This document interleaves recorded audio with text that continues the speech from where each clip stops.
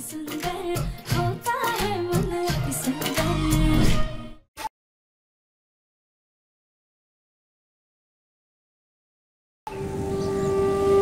वो मरी नहीं तो उनकी फाइल कहाँ से बनेगी सर? या तो आपको गलतफहमी है कि आपने मशीन ऑन नहीं की थी, या फिर आपकी सास कभी पागल हुई नहीं थी।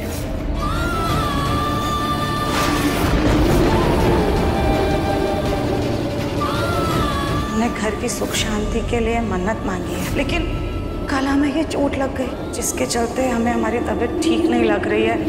तो क्या तुम हमारी जगह जाकर पूजा कर लोगे? इस औरत ने अपनी बहू को गायब करने के लिए ये कड़ा चुराया था, लेकिन जब से हमारे घर में आई हो सिर्फ और सिर्फ कलेश करवाया है तुमने। धरती का बोझ, ना रंग रूप की, ना पढ़ी लिखी, कुछ भी नहीं। अरे तेरे पैरों की धूल भी उसके आगे सोने के बराबर। उससे तो हमें अपनी बहू कहते हुए भी शर्म होती है।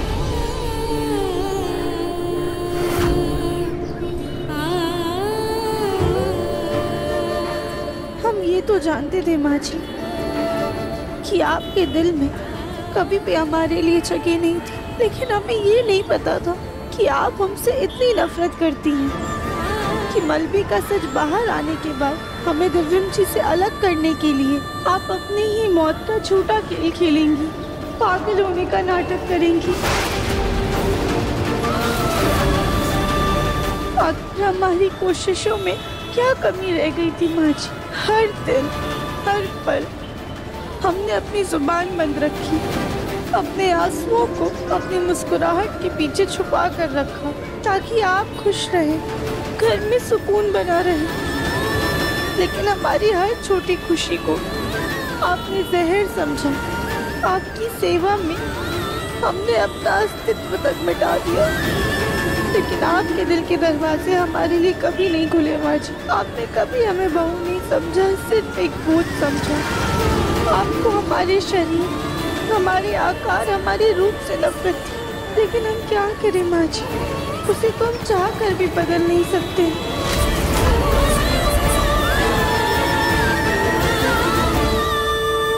आपका प्यार पाने के लिए हम क्या करें माँ जी? अपना वजूद मिटा दे या अपनी नजरों में खुद को शर्मिंदा करें? आपकी मोहब्बत पाने के लिए और हमें कितने इम्तिहान देने होंगे। हम तो चाह कर भी दिव्यम जी को आपका सच नहीं बता सकते हैं, वरना वो पूरी तरीके से टूट जाएंगे। अब तो भोलेनाथ से हम बस एक ही प्रार्थना करते हैं, या तो वो हमारी माँ समान माँ जी का दिल परिवर्तन कर दे, या तो फिर हमें इतनी हिम्मत दे कि हम इस नफरत के अंधेरे में खुद को जिंदा रख पाए।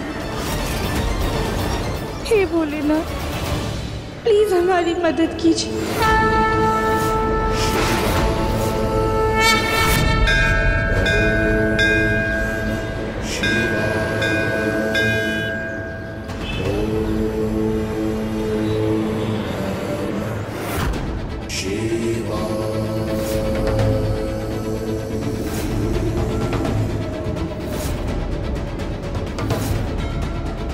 शिव जी का एक नाम भोलेनाथ इसलिए था क्योंकि बहुत भोले थे, सब पर विश्वास कर लेते थे।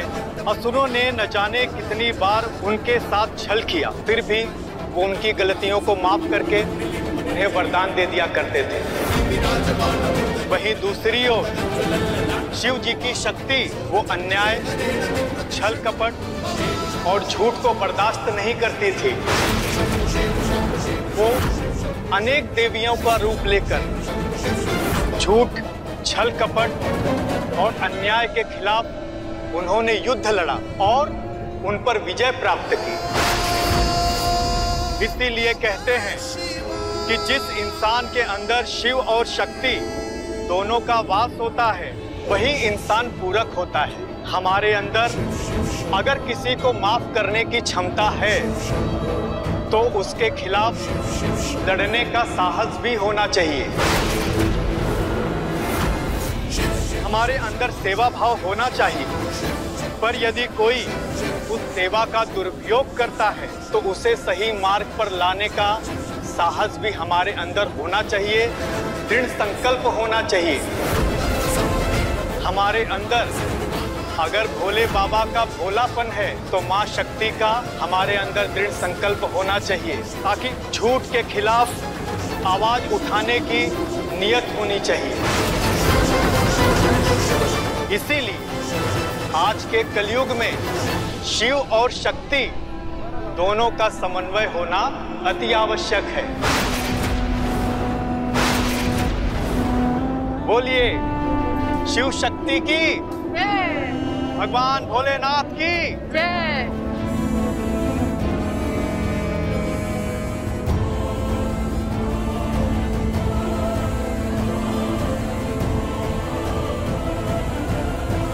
शायद से अब हमारी पूरक बनने का समय आ गया है। भोलेनाथ के साथ साथ अपने अंदर की शक्ति को जागृत करने का। हम ये तो नहीं जानते कि माँ जी ने ये सब जानबूझकर किया है या अनजानी नफरत में, लेकिन उन्हें सही और गलत का फर्क बताना बहुत ज्यादा जरूरी है।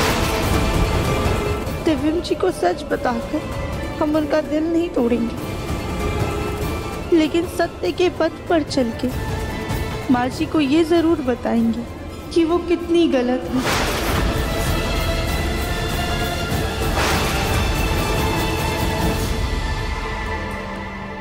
माँ देखिए, मैं आपके लिए क्या लेकर आया हूँ। आपको मिट्टी वाले मटके से पानी पीना पसंद है ना, इसीलिए मैं इसको साफ करवा कर इसमें पानी भर कर लाया हूँ। आज के बाद आप इसी से पानी पीजिएगा। जग्गू, मैं सोच रही थी कि सुजाता कितने दिनों के बाद ठीक हुई है, तो उसे कहीं घुमाने पर लेके जाना, उसके साथ थोड़ा सा टाइम बिता, उसे खाना खिलाने लेके जा।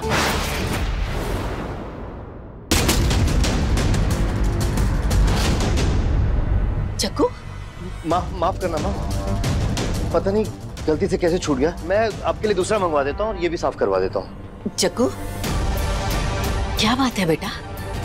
कुछ नहीं माँ, पता नहीं हाथ से कैसे फिसल गया। मैं मटके की बात नहीं कर रही हूँ बेटा, जो तुम्हें अंदर से खाई जा रही है, जो तुम्हारे दिलो दिमाग पर छाई हुई है, जिसका एहसास तुम्हारे चेहरे पर झलक रहा है, मैं उसकी बात कर रही हूँ बेटा। नहीं माँ, ऐसी कोई बात नहीं है। जग्गू बेटा, मैं तुम्हारी माँ हूँ। तुम्हारा खुलकर रोना और फिर हंसते हंसते ये कहना कि मैं ठीक हूँ, तब तक का सफर तुमने मेरे साथ तय किया है। इसीलिए मैं तुम्हारी बनावटी हंसी के पीछे का दर्द समझ सकती हूँ, देख सकती हूँ बेटा। बता, क्या बात है? माँ, सुजाता ने जो कुछ भी किया उसके बाद उसके ऊपर विश्वास करना मेरे लिए मुश्किल होता जा रहा है। यही बात मुझे परेशान करती रहती है। बेटा, गलतियां तो सबसे होती है, इसमें इतना परेशान होने वाली कौन सी बात? लेकिन माँ, मैं सुजाता के स्वभाव अच्छे से जानता हूँ माँ, और आप भी उसको अच्छे से जानती हैं। हम भले उसकी लाख गलतियां माफ कर दें, लेकिन वो मरते दम तक किसी की एक गलती माफ नहीं करेगी। डर तो इस बात का है माँ, कहीं सुजाता फिर से अपना पुराना रवैया न अपना ले। खासकर वो इंसान जो हमेशा से खुद गर्ज रहा हो, तो सिर्फ अपने बारे में सोचता रहा। ऐसा इंसान माँ एकदम से कैसे सुधर सकता है, आप ही बताइए। जग्गू, तुम जिस दोराहे पर खड़े हो मैं समझ सकती हूँ। सोचते रहोगे तो समय हाथ से निकल जाएगा। बेटा, हालातों को देखकर ही हमें फैसला लेना पड़ेगा, चाहे वो अपनी खुशी के लिए हो, चाहे परिवार की खुशी के लिए हो। परिवार को तोड़ा नहीं जाता जग्गू, इसकी भाग दौड़ तुम्हारे हाथ में है, तुम्हारे कंधों पर है। तुम्हें हिम्मत करनी होगी, समय देना होगा, सब्र रखना होगा बेटा। वो चाहे सुजाता के बारे में हो, चाहे परिवार के बारे में हो। अब बात सुजाता की नहीं है, बात परिवार की है। अब तुम्हें ही इस परिवार की बागडोर को संभालना होगा। तुम समझ रहे हो ना मैं क्या कह रही हूँ? हैरानी की बात तो यह है कि एक हमारी सुजाता है जिसके साथ मैंने इतने साल गुजारे, और दूसरी तरफ कल की आई हुई हमारी बहू राधिका, जो अपने से पहले हमेशा दूसरों के बारे में सोचती। राधिका समझदार है, वो सब संभाल लेगी, मुझे उस पर पूरा भरोसा है। मैं आपके लिए मटका लेकर आता हूं। ठीक है बेटा। अब बात करिए।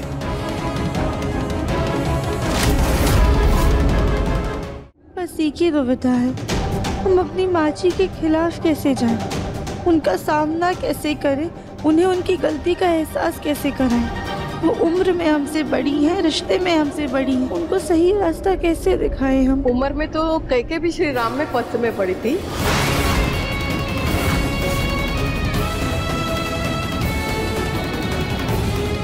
और रावण तो 100 ज्ञानियों से बढ़कर ज्ञानी था। उम्र, ज्ञान और पद में बड़े होने से कुछ नहीं होता। इससे ये साबित नहीं होता कि आप हर बार सही हो। लेकिन माता जी, अगर हम अपनों के खिलाफ जाएंगे तो हमारा पूरा परिवार बिखर जाएगा। आपको अपनों के खिलाफ नहीं लड़ना है बेटा, आपको गलत के खिलाफ लड़ना है। आपके तरफ हो रहे अन्याय के खिलाफ लड़ना है। और बाकी सब भोलेनाथ और माता पार्वती के चरणों में सौंप दो। अंत में सच्चाई की ही जीत होगी और तुम्हारा परिवार भी एक रहेगा। चलो अब वहाँ भंडारा हो रहा है, लोगों को जलपान करवाने में हमारी मदद करो। जी।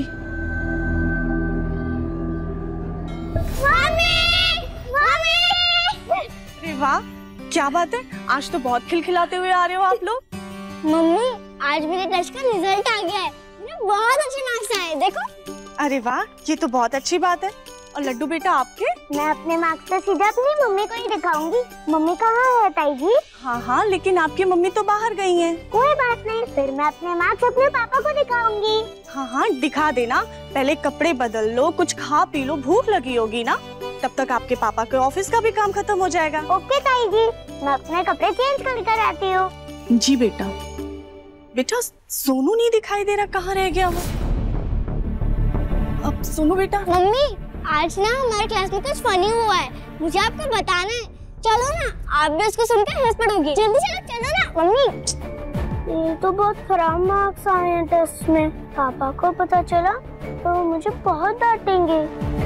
क्या करूं मैं?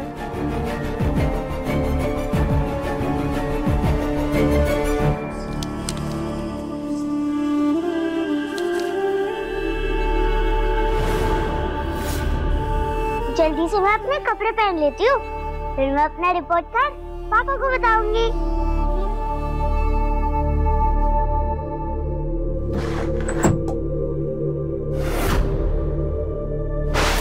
क्या करूँ मैं इस रिपोर्ट कार्ड का? डस्टबिन में फेंक दूँ तो किसी को पता भी नहीं चलेगा। हाँ,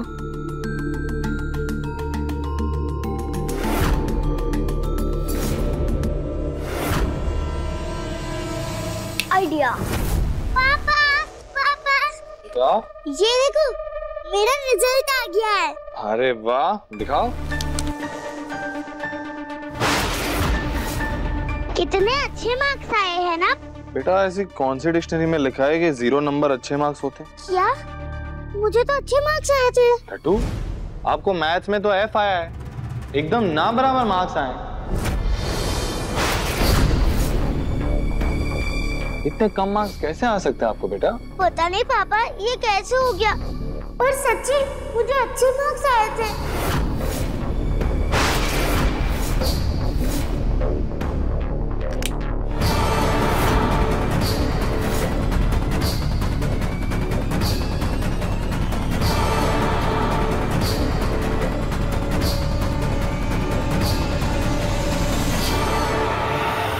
अब मजा आएगा।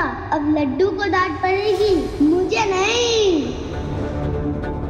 पता नहीं इतने गंदे मार्क्स कैसे हो गए। लड्डू बेटा, आप झूठ बोलने लग गए। नहीं पापा, सच्ची मुझे अच्छे मार्क्स आए थे। अच्छा ठीक है, मैं करता हूँ आपकी टीचर से बात, लेकिन आपको ना अपनी पढ़ाई पे ध्यान देना होगा। अगर आपको ऐसे बुरे नंबर आएंगे 0, पता है आपकी मम्मी को कितना बुरा लगेगा, उन्हें कितनी उम्मीदें हैं आपसे। अच्छे से पढ़ाई कर। पापा। हाँ बेटा। पापा ये देखो ना, मेरा रिपोर्ट कार्ड। क्या बात है सोनू बेटा, वेरी गुड, आपके तो इतने अच्छे नंबर आए। थैंक यू पापा। अब पापा इतने अच्छे नंबर आए हैं तो आप मुझे न्यू कार्ड दिलाओगे?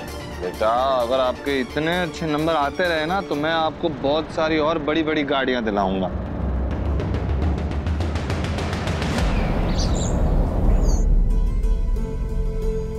लड्डू चलो ना हम डॉल से खेलते हैं। नहीं गौरी दीदी मेरा मन नहीं है। क्यों, क्या हुआ? मेरे तो अच्छे मार्क्स थे और जब मैं पापा को अपना रिजल्ट बता रही थी तो मेरे मार्क्स कैसे बदल गए पता ही नहीं चला। हाँ, ऐसे कैसे हो सकता है? ये आज तो मुझे न्यू कार मिलेगी। New car?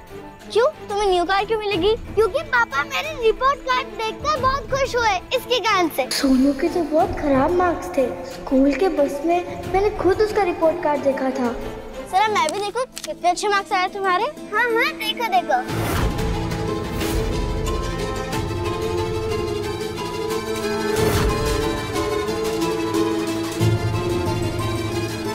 लड्डू ये तुम्हारा रिपोर्ट कार्ड है?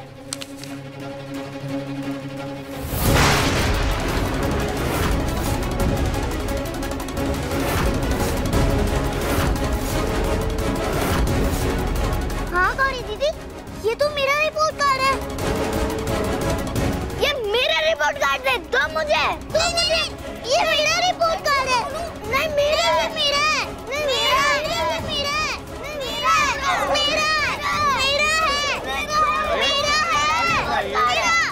क्या हुआ? छोड़ो।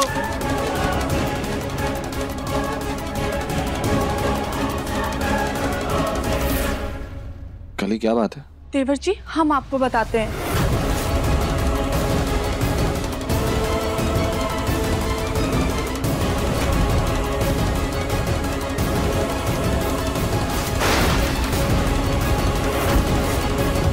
नहीं पापा, मैंने कुछ नहीं किया।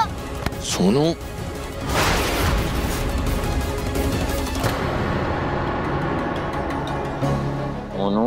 सच सच बताओ, क्या आपने इसमें नाम चेंज किया? पापा से झूठ मत बोलना, क्योंकि अगर बाद में मुझे पता चला ना कि आपने मुझसे झूठ बोला है, मैं आपको बहुत बड़ी पनिशमेंट दूंगा। सॉरी पापा, मैं डर गया था। कहीं आप मेरे मार्क्स देख के मुझे डांटो ना। छोड़ो दिव्यम बेटा, बचपन में बच्चे ऐसी शरारतें करते ही रहते हैं। ये शरारत नहीं है दादी, ये गलती है। अभी इसने बस इस रिपोर्ट कार्ड में नाम चेंज किया है अपना, आगे जाके धोखाधड़ी करेगा ये। इस बात पर अभी से रोक लगानी पड़ेगी ना हमें। हाँ ये तो तुम्हारी बात सही है। सुनो बेटा, आपने अच्छे से पढ़ाई नहीं की, यह आपकी सबसे पहली गलती। उसके बाद आपके अच्छे मार्क्स नहीं आए तो आपने नाम चेंज कर दिया और पापा को झूठ बोला, यह आपकी सबसे बड़ी गलती।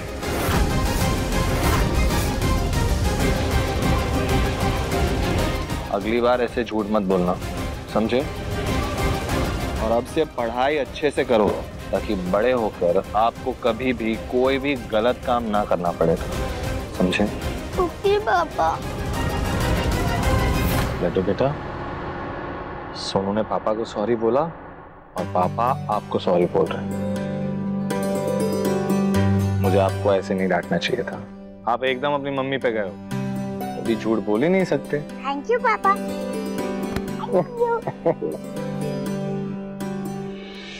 I love you too, बेटा। I love you too।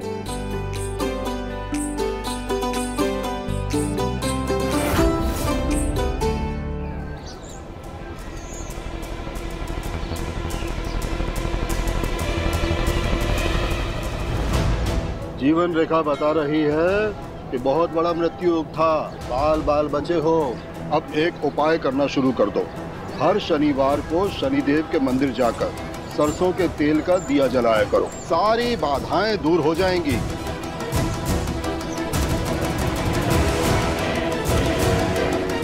क्यों ना हम अपने नाटक वाले दोस्त की मदद लें?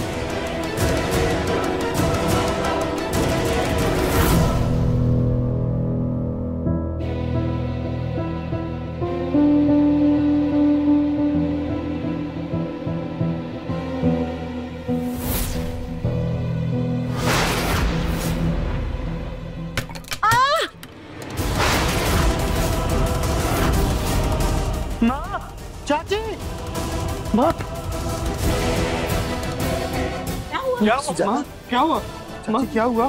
बैठ आई।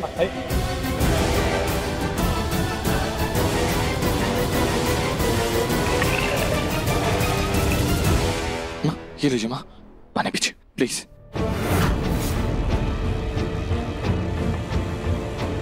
क्या हो गया था माँ? क्या कर रही थी आप? झाड़ू क्यों लगा रही थी? किसने कहा आपसे झाड़ू लगाने के लिए? अरे मुन्ना, कौन कहेगा बेटा। तुझे तो पता है ना कि हमें गंदगी बिल्कुल भी पसंद नहीं है। वो काम वाली रजनी आज आई नहीं है काम करने के लिए, तो हमने सोचा घर गंदा है, हम ही झाड़ू लगा लेते हैं।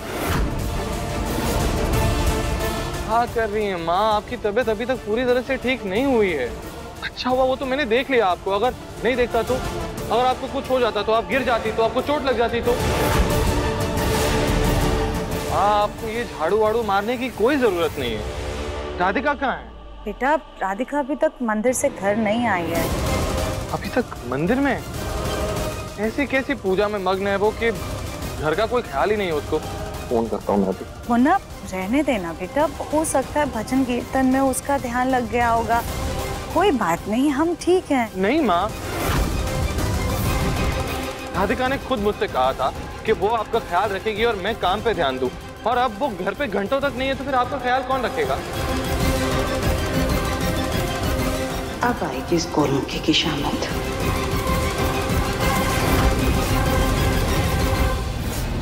हेलो,